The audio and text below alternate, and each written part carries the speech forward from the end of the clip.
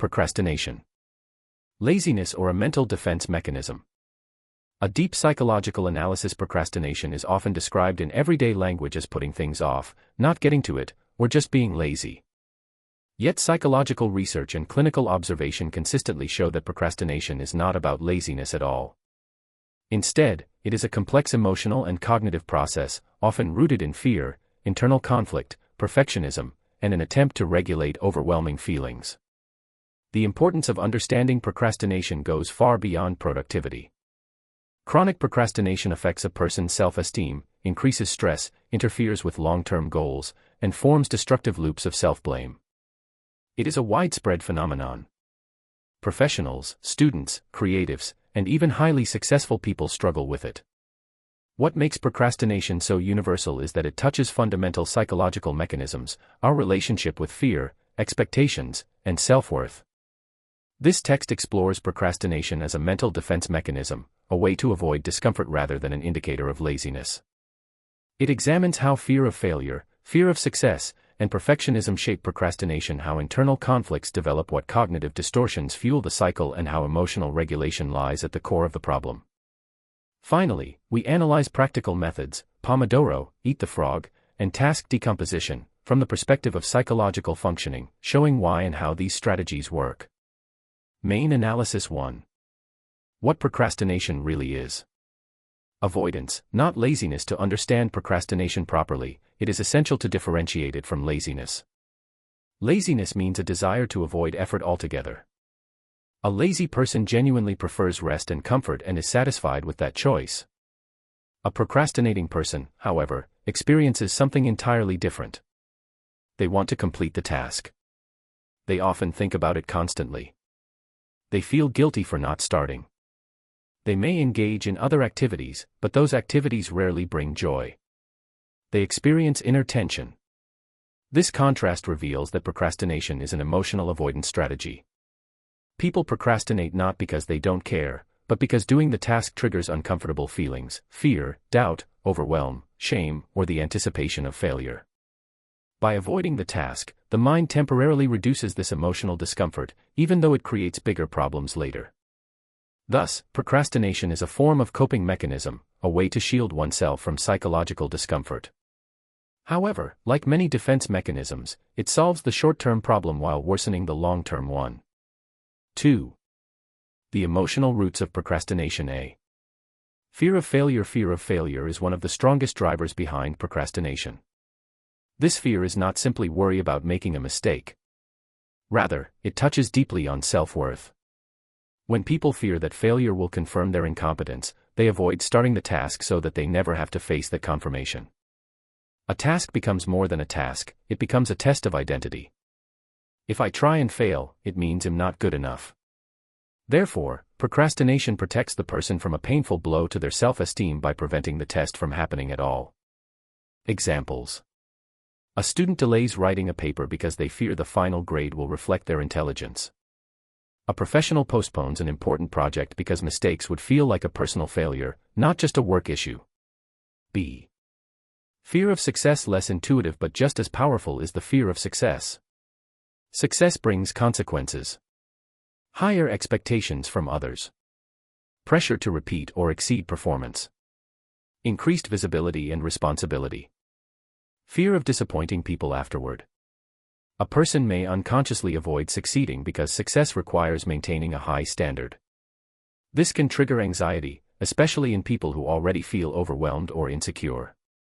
For example, someone who performs well at work might start procrastinating on future tasks because they fear that their good performance was accidental and impossible to replicate.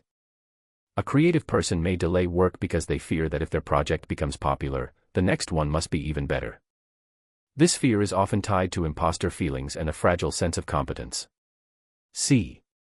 Perfectionism. Perfectionism and procrastination are inseparable. Perfectionists don't simply aim to do well, they aim for flawlessness. For them, imperfections equal failure. Perfectionism creates several barriers. Fear of starting. If the conditions aren't perfect, the person waits for the right moment. Fear of imperfection. Even beginning feels dangerous because the results might not meet their own unrealistic standards. Fear of disappointment, they worry others will judge their results harshly. Procrastination becomes a way to postpone the emotional pain associated with not being good enough. A perfectionist's mind often works like this. If I don't start, I can't produce something imperfect. If I start late, he'll have an excuse for why the result isn't ideal. Thus, procrastination also acts as a psychological self-protection tactic.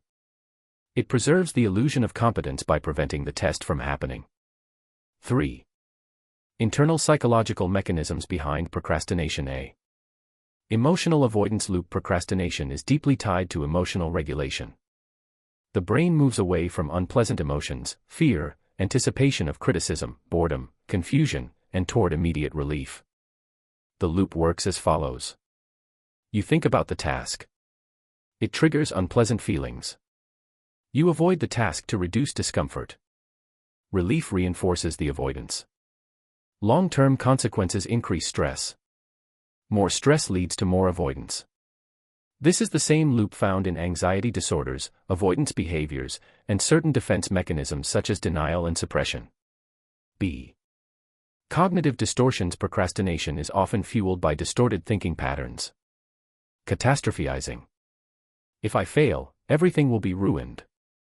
Black and white thinking. Either it's perfect or it's worthless. Overgeneralization. Eve failed before, so will fail again. Emotional reasoning. I feel overwhelmed, so the task must be impossible. Labeling. I can't start on time, so I'm lazy. Such thoughts increase anxiety and make the task feel heavier than it is. C. Discounting future rewards. Humans naturally prefer immediate comfort to long-term benefits. This relates to temporal discounting. Rewards that lie in the future feel less motivating than immediate pleasures, even if they are bigger. For example, watching a video now is rewarding right away. Finishing a project gives future relief, but only after hours of effort. Procrastination thrives on this imbalance between short-term relief and long-term reward. D. Identity conflict. For many people, procrastination stems from a deeper conflict. Who do I think I am, and what do I fear becoming? Tasks connected to identity, studies, career, creative work, trigger much more procrastination because they reflect personal values and self-worth.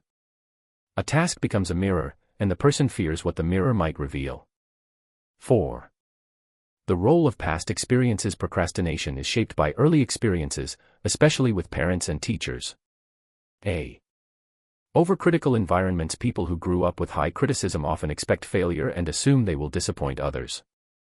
The fear of judgment becomes internalized. B. Praise dependent on achievement. If love or approval was conditional, you're worthy when you succeed, then tasks become tied to self-worth. Procrastination emerges as fear of losing love through failure. C. Environments lacking structure. Some people were never taught how to break tasks into manageable parts or how to regulate overwhelm. Their procrastination is a learned inability to structure action.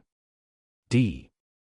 Early experiences of failure. If early attempts brought humiliation or ridicule, the brain remembers the emotional pain. Avoidance becomes a protective reflex. 5. Everyday examples of procrastination as emotional defense. Example 1. The student who just can't start the essay. She sits at the desk but feels paralyzed. The blank page feels like judgment. She procrastinates not because she is lazy but because the task threatens her self-image as smart. Example 2. The employee who waits until the last moment. He delays writing a report. He fears it won't be good enough. He tells himself he works better under pressure. In reality, the pressure becomes an excuse. I didn't have enough time, so imperfection doesn't reflect my abilities. Example 3. The creative person who never finishes projects. They start enthusiastically but abandon projects when they approach completion. The final stage means evaluation, and evaluation means possible rejection. 6. Common misconceptions about procrastination. Misconception 1. It's just bad time management. In reality, procrastination is primarily an emotional issue, not a time issue. Misconception 2. People who procrastinate are lazy. Lazy people feel no inner conflict or pressure. Procrastinators often experience intense guilt, indicating it is not laziness. Misconception 3. You must wait for motivation. Motivation is unreliable. Action creates motivation, not the other way around. Misconception 4. If something is important, you'll do it. Important tasks are often the most emotionally charged and therefore the most avoided. Practical section. Now that we understand procrastination as a defense against emotional discomfort, the question becomes: how do we work with it? Below are 3 practical, well-known strategies: Pomodoro, eat the frog, and task decomposition, explained from a psychological point of view. 1. The Pomodoro Technique. A tool for lowering emotional resistance. The Pomodoro Technique involves working in short, focused intervals, usually 25 minutes, followed by a break. Why it works psychologically. A. Reduces threat perception. A big task feels overwhelming, but 25 minutes feels doable. The brain perceives the task as less threatening, lowering emotional avoidance. B. Uses commitment minimalism. It's easier to commit to a small amount of time rather than the entire task. This low entry cost helps overcome the initial resistance. C. Breaks the emotional avoidance loop. Once a person begins, anxiety drops. Action reduces distress, showing the brain that starting is not dangerous. D. Creates momentum. Often people continue working even after the timer ends because starting is the hardest step. 2. Eat the frog. Doing the most difficult task first. This method suggests starting the day with the most important or difficult task. Why it works psychologically. A. Reduces anticipatory anxiety. The longer we postpone a difficult task, the more our anxiety increases. Doing it first cuts off the anxiety cycle. B. Frees mental space. Difficult tasks create cognitive load. Completing them early removes the mental burden and increases focus. C. Improves self-efficacy. Finishing something challenging at the start of the day enhances a sense of capability, setting a productive tone. D. Prevents avoidance reinforcement. Doing the hardest task first prevents the brain from learning avoidance patterns. 3. Task decomposition.